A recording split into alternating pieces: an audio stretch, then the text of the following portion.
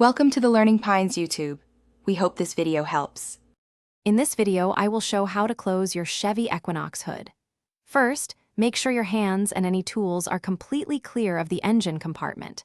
Next, ensure the hood is fully unlatched from inside the vehicle. You should hear a distinct pop as it releases. This prepares the hood for a safe and proper closure, preventing any obstructions or damage. Now, gently lower the hood until it's about 8 to 12 inches above the closed position. It's important not to push the hood down, as this can damage the latch mechanism. Instead, let gravity do the work.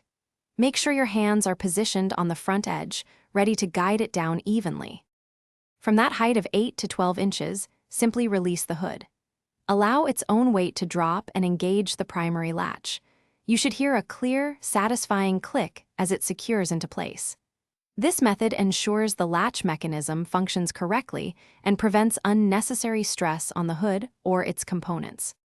Finally, gently try to lift the front edge of the hood to confirm it's fully latched and secure.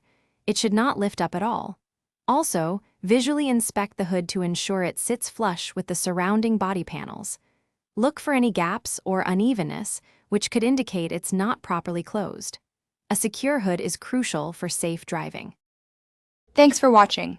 Consider subscribing if we helped you.